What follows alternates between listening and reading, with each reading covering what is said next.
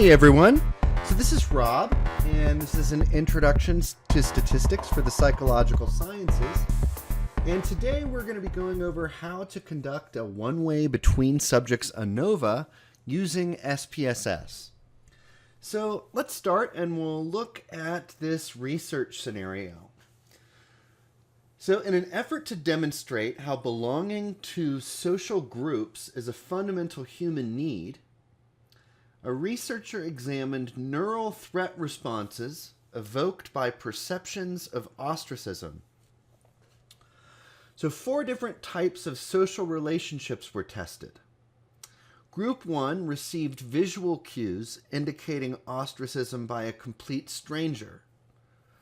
Group 2 received the same visual cues indicating ostracism, but from an acquaintance. Group 3 received the same cues indicating ostracism, but from a close friend. And Group 4 received the same visual cues, but coming from a romantic relationship partner.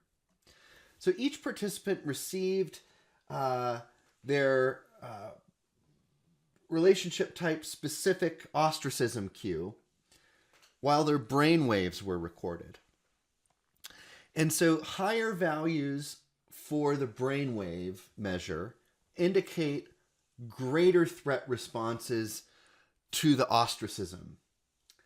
And so here we can see the data that's listed. But so you need to be careful because as you can see, the way the data is listed is we have a column for each group, which makes intuitive sense. But if you remember in SPSS, each row represents a person. And so it's not going to be in 4 separate columns when we enter it in SPSS. What we need to do, so I've entered the data already here to spare you some time, but what we're going to do is we need to create a variable for our independent variable, the different groups, right? And so we have relation type, and then I gave it a human readable label. And then if we look in values, I set the values, based on what the target who is ostracizing you was, right? So, group 1 is stranger, group 2 is acquaintance, group 3 is close friend, group 4 is romantic partner. And again, this is a nominal variable. And then we have another variable for the dependent measure, which is their brain threat response, right, to the ostracism. And so this is a continuous or scale measure. And so if we look here, we enter them in so that, all of people in group 1 are here. Group 2 is below them, group 3, right? It doesn't matter what order, but the key here is that you're not going to have 4 columns, one for each group. You're going to have 1 column for your independent variable and 1 column for your dependent variable. And so if we want to run an ANOVA, right, where we're comparing the different means for each, we're comparing the mean for the close relationship versus the acquaintance versus the friend versus the stranger. We're comparing the mean of their brainwave responses to each other to see which is most threatening. So to do that, to run the ANOVA, you go to Analyze, and then go to Compare Means, and then go to One-Way ANOVA. Okay, and we can see here that, we have our 2 variables on the left, and then over on the right, we have dependent list, which is really, it's asking for your dependent variable, which is brain threat. So we'll put their threat response under the dependent variable, and then the factor is the independent variable, the 4 different groups. And so we'll put factor there. And then contrasts are if you wanted to do planned contrasts. We're not going to do that in this class, but we will do a post hoc test.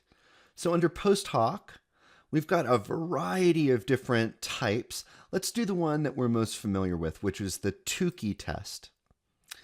You might notice they also have the Chaffee test, which is a little more conservative than the Tukey, and the least significant difference. But we'll just ask for the Tukey test, and we will use the same significance level of or alpha as the setting in the options. So click continue, and then we'll go into options, and we're going to request that it provide us with descriptive statistics. And we want the Levene's homogeneity of variance test. So this is an assumption of ANOVA, which basically tests to make sure that the amount of variance within each group is the same. If it's not, and there's a violation of the assumption of the homogeneity of variances, then we need to use an adjusted statistics. In this case, we'll select the Welch's test, and that will provide us values that we're able to use should the assumption of homogeneity of variance be violated. And then we'll ask it to give us a means plot, just to plot graphically the different means for each group. And then we will say the confidence interval is 95%. And that's all we're going to ask for, right? And so just click OK. And you will see here, it gave us our descriptives where we have the mean of each group and the standard deviation. And then we can come down and we can see, okay, let's assess the homogeneity of variances.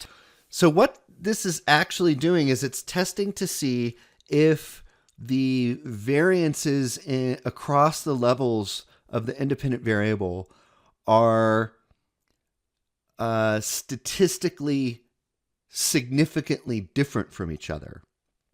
And so we don't want them to be different. We want the variances to be homogeneous, right? Or similar. And so what we're looking for this Levene statistic is we're looking to make sure that it is not significant, meaning that it's not less than 0.05. And so right here we can see that we are not violating this assumption. So that means we're okay to move forward with ANOVA.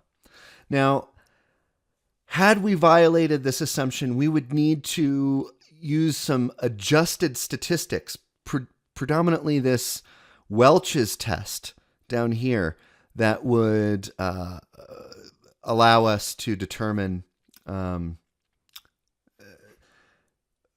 how to interpret the ANOVA in light of the violated assumption.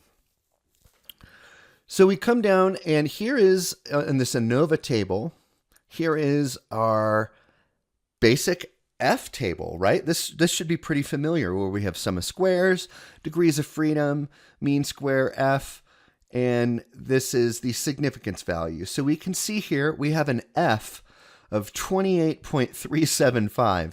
That's a very large F value, and it's not surprising that it's very highly significant, right? So anything that is 0.05 or less is significant. And we're showing that this F is very highly significant. And what that means is that there are significant differences somewhere between the groups, between the levels of the independent variable in terms of their brain threat response. However, we do not at this point know where those differences are.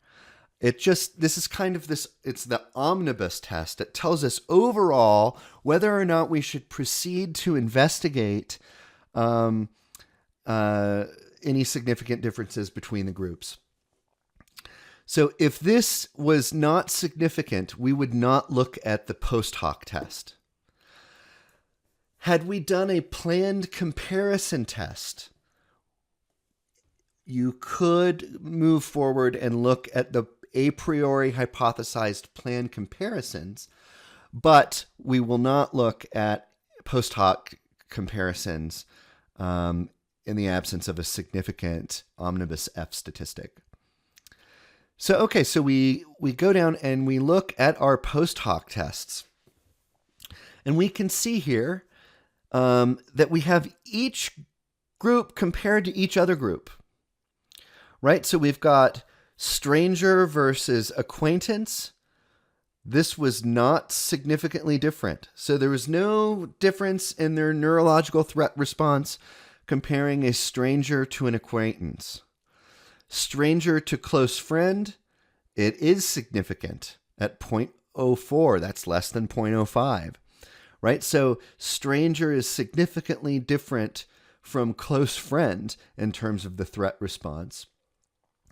And then stranger and romantic partner are significantly different, right? And so we can go through, and we're doing every one of these comparisons just as we did in the example by hand, right? And you can see the difference between the two means, whether or not it's significant, as well as the 95% confidence interval for that estimate. And so down here, we can look at the means plot, right? And once we know which groups are significantly different from each other, we can actually begin to interpret this and write it up. We have all the same data that we did in doing this by hand, but SPSS makes it a lot faster to get that data so that we're able to do an APA-style write-up just as if we had done it by hand. Well, I hope this is helpful. And if you have any questions, feel free to reach out. And I look forward to seeing you in the next video. Okay, thanks.